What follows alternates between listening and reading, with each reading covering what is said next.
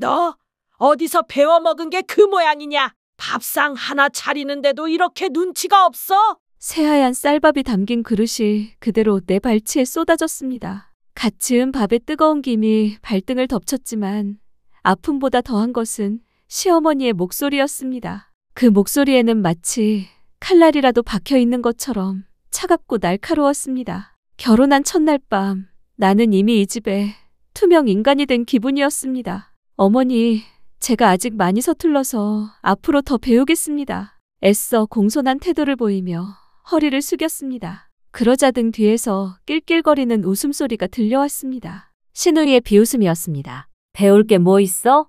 그냥 손만 있으면 하는 거지. 아이고, 우리 오빠가 괜히 팔자 기구해서 이런 걸 며느리로 데려왔네.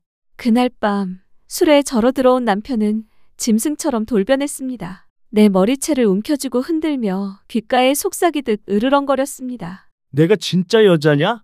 사내놈 하나 못 낳는 게 무슨 여자야?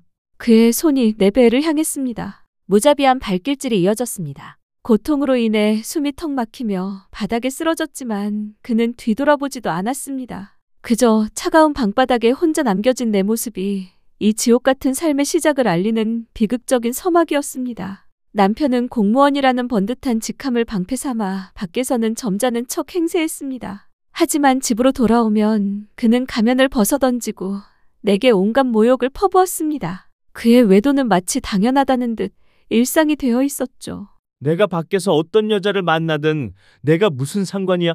내가 아들만 낳았어도 내가 밖에 놔둘 일 없었을 거 아냐?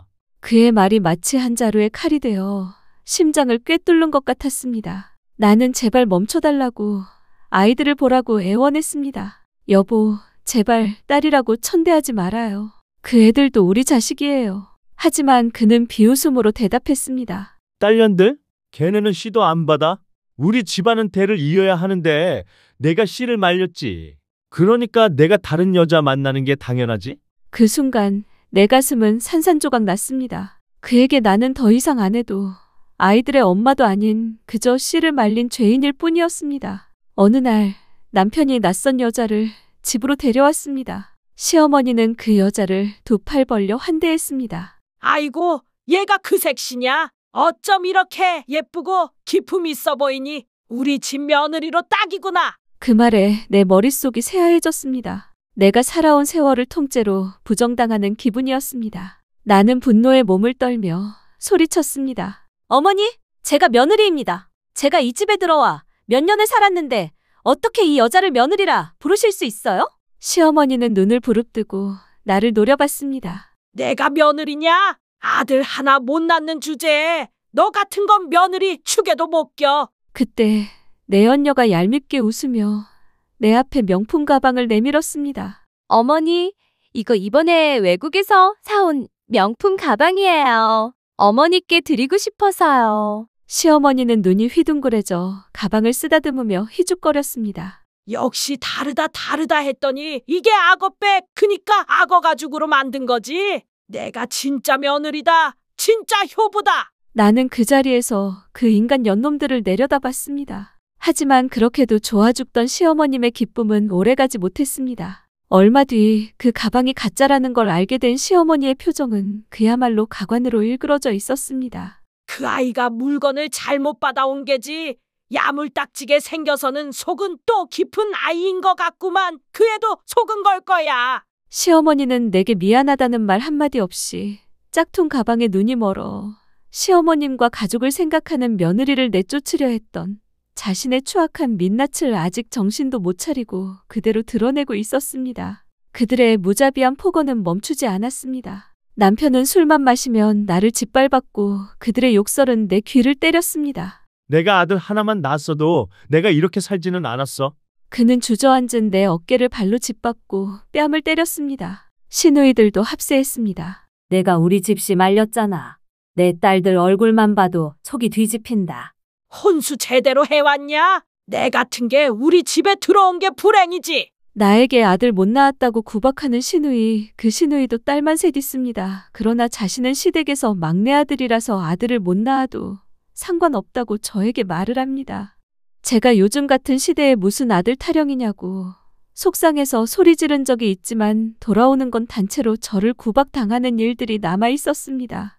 나는 그들의 욕설 속에서 내 존재가 서서히 사라지는 것을 느꼈습니다. 나는 그저 숨쉬는 노예일 뿐이었습니다. 그러던 중 우연히 알게 된 사실이 있었습니다.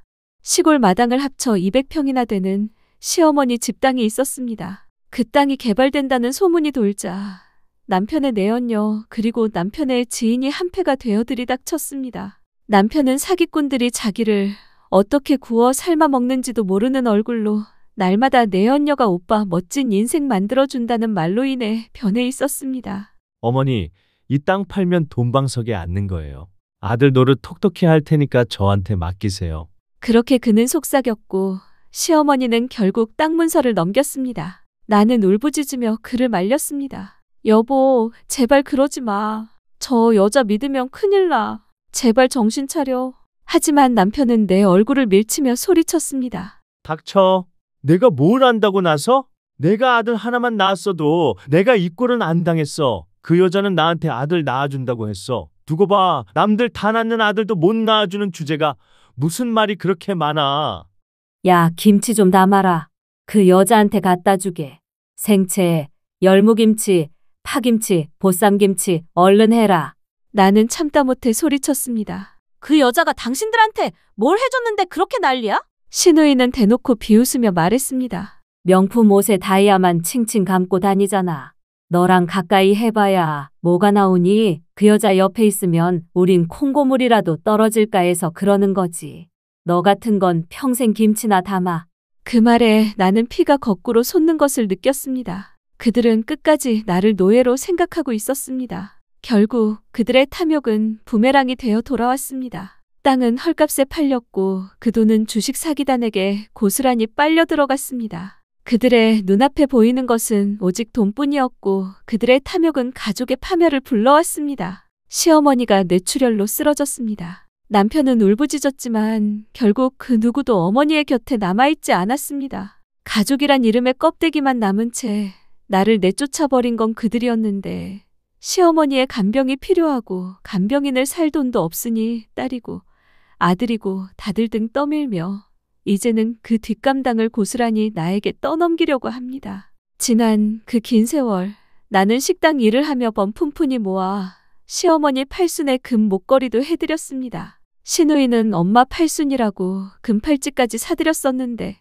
그마저도 내연녀가 훔쳐 달아났습니다. 그녀는 돈이 될 만한 건 모두 훔쳐갔습니다. 그러나 그때까지도 이 인간들은 정신 못 차리고 시어머님 물건을 가져간 게 저라고 다들 의심하더군요.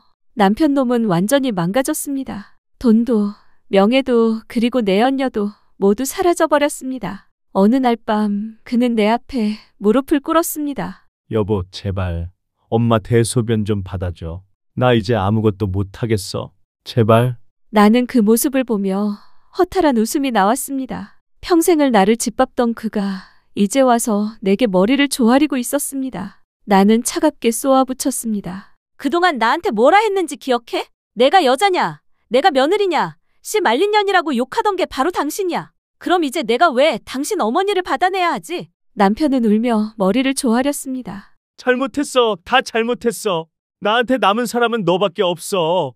하지만 그의 진심은 이미 늦은 것이었습니다. 그럼에도 시누이들은 고개를 빳빳이 들고 변하지 않았습니다. 결국 도망갔던 내연녀는 주식 사기단에 휘말려 검찰에 송치되었고 지금은 감옥에서 썩고 있습니다. 남편은 빈털터리가 되었고 시어머니는 딸네 집에서 구박을 받다가 결국 눈을 감으셨습니다. 내연녀의 꼬임에 넘어가 금방 벼락 부자가 될 줄 알았던 시누이들은 집을 담보로 그 여자에게 투자를 했다가 공중에 분해되어 돈을 어디서도 찾을 수 없고 가진 거 하나 없이 남의 집살이 신세가 되었습니다. 그리고 저는 두 딸들이 제 손을 꼭 잡고 말했습니다. 엄마, 이제 우리 곁에 계세요. 엄마 그동안 정말 고생하셨어요. 이젠 우리가 엄마를 지킬 테니까 절대로 저런 집에 들어가지 마요. 그 말에 저는 처음으로 눈물을 흘리며 웃을 수 있었습니다. 수많은 고통 속에서 피어난 작은 희망이었습니다. 사람은 뿌린 대로 거두게 되어 있습니다.